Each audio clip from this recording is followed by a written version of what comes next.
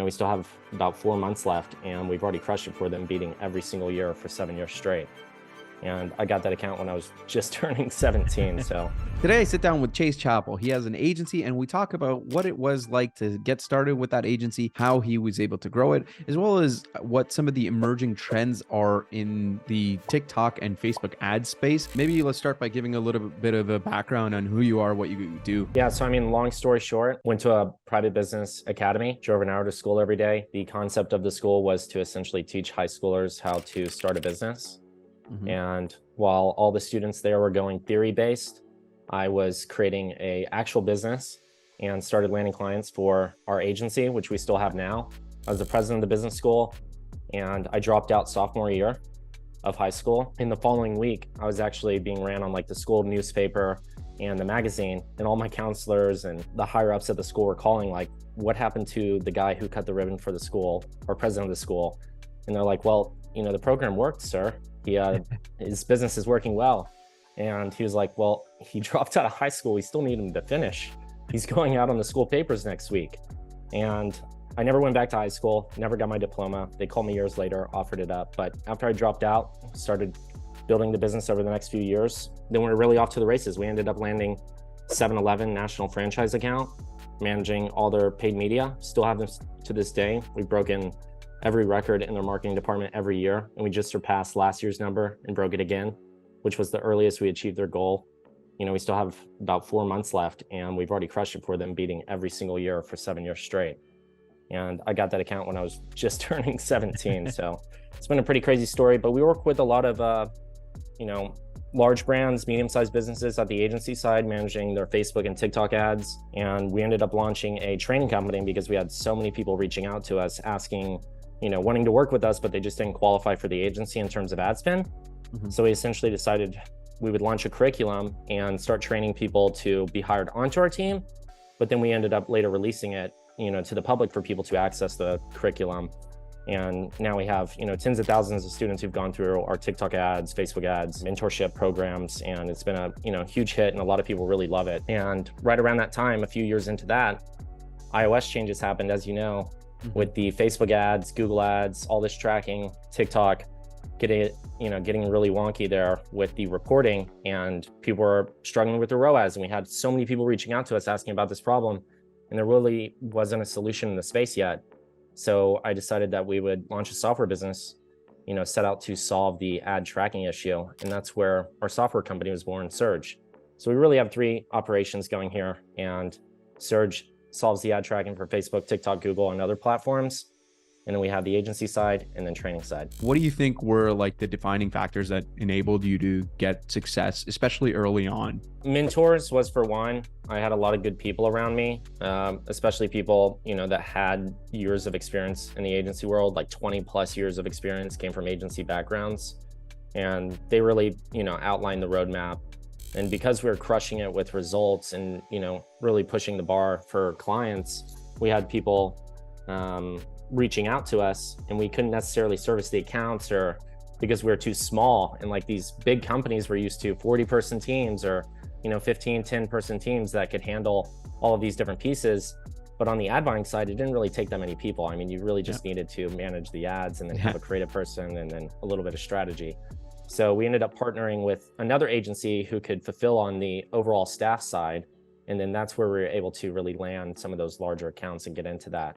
But I think, this space is just so competitive. There's literally millions of agencies out there. A lot of them, don't survive after the first year. One, it's not just because of the results side, but primarily understanding the relationship aspect of it. A lot of times these small, tiny brands, they don't have the budgets, or these people overpromise, underdeliver. And getting these small clients, it's very hard to keep them on, especially if you have, a multi-$1,000 retainer.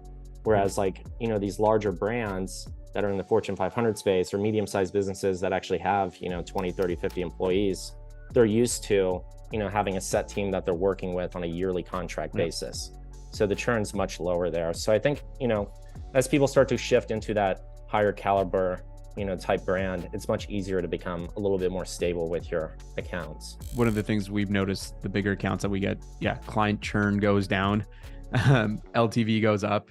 people are easier to work with. You know, they're not like, oh my God, ROAS went down today. What are you guys doing? Type of thing. Exactly. Bigger accounts are a little easier to manage, in my opinion, but you know, you all got to get your start somewhere. I do want to shift gears a little bit because you told me something that you guys do both TikTok and Facebook. What are things that the average media buyer or average agency owner can kind of do to prepare themselves well with all of the changes that these new platforms are doing, and like digital marketing as a whole, right? We're seeing a shift towards short form media, UGC style ads really dominating the landscape. How can like just like the average person that's just starting out really be able to take advantage of it? From what I did when I was learning Facebook and TikTok ads and how I stay updated on everything and just like cut through a lot of the noise, is just going to developers.facebook.com or developers for TikTok for business. The thing is, with these platforms, they have to release their updates to developers that are on their app store prior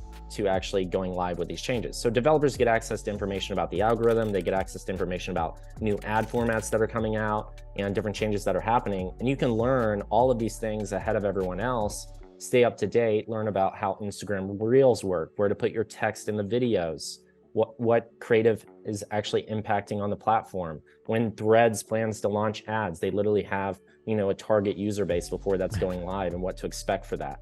So like you can get on these, you know, newsletters, gain access to this information and start to learn it. And then I'd even go to the case studies for top ads on TikTok, the case studies on Facebook, and just read what campaigns are performing well. Because in order to submit a case study on those platforms, the budgets have to be quite large. You have to have, you know, millions of dollars in spend as an agency. You have to be a partner with the platform. So the case studies are pretty trusted in the sense of if they're published by Facebook themselves or TikTok. And you can learn exactly what style of campaigns they're running and how everybody's leveraging the conversion API over the pixel now. And there's always little things that are always updated there that people can gain a lot of good information from. Google is not as forthcoming with their changes as Facebook and TikTok are. Google will be like, yeah, we're getting rid of this one feature Surprise sometime next to next year. So like you never really know the specifics with that. So I know that you guys primarily work with e-commerce brands. What are some of the big trends that you're seeing on that side when it comes to both creative and the media buying side? Yeah, there's a huge trend right now happening with TikTok Shop.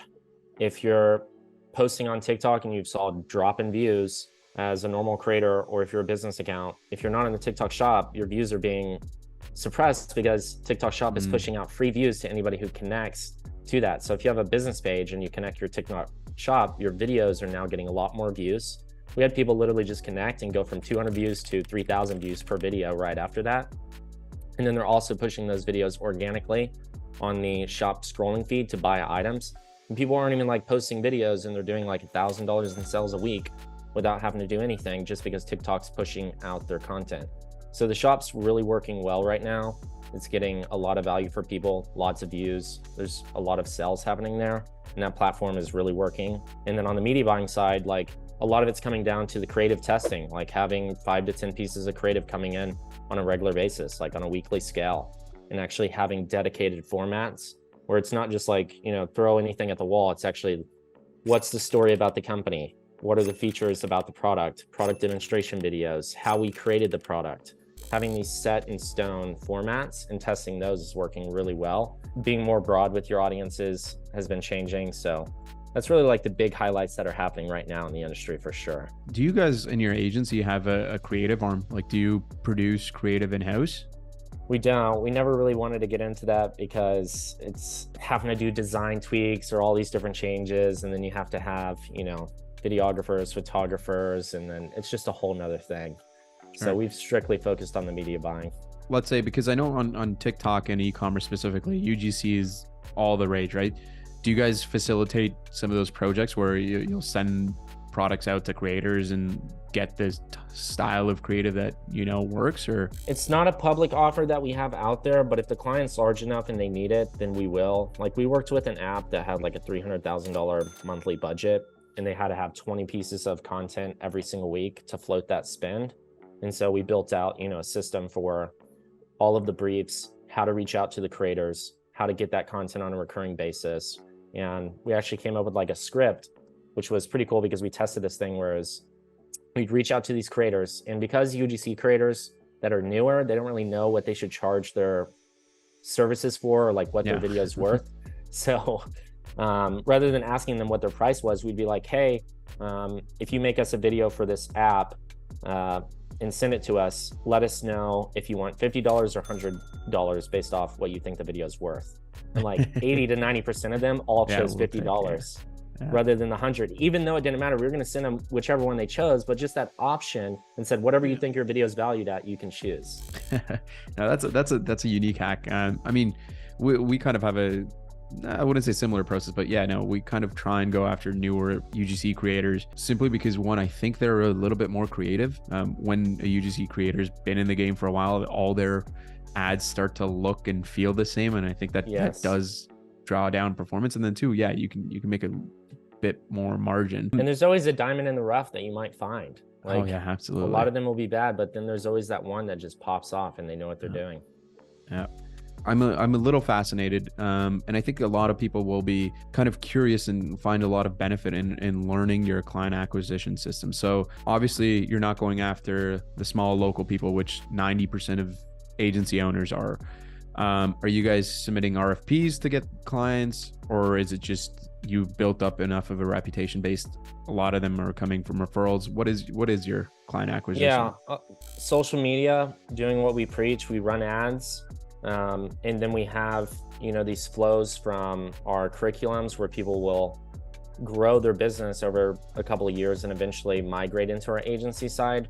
But then we have YouTube and TikTok that are just, home run acquisition sources for us, because these videos will go in depth, explain everything. And then these people are just like, we don't want to do this. We want to have an agency manage it for us. And so they'll reach out and, our calendars will fill up from that. And then since we hit the highest tier and spend on Facebook, there's a portal where businesses can, put in an RFP and request a proposal from us. And so we'll have a couple of those come in through a month and reach out. But a majority of it really does come from YouTube. Usually a marketing manager or marketing director, in their department at a larger e-commerce brand will reach out to us just by seeing a video online. Awesome. Yeah. I was kind of leading you down that path because we're very bullish on YouTube. Like that's our primary way that we get clients, and it's honestly been an absolute game changer for us. Like, I think we started regularly posting like 3 or 4 years ago, and we had like first mover advantage, at least in our niche. So no, I absolutely love it. What are some of the things? Seeing a lot of clients from YouTube. Oh yeah. Like, I would say about 60 to 70% of our clients come from YouTube, and that's just been the case for a few years now. Again, we don't run any sort of paid campaigns, and it's awesome. Like, when you give people a lot of valuable information on YouTube, and they're like, okay, you're giving this much value up front, I'm sure like the back end is going to be just as valuable, right? So no, it's been seriously a crazy game changer for us. I wanted to know, so like, you are also running paid ads and doing email marketing.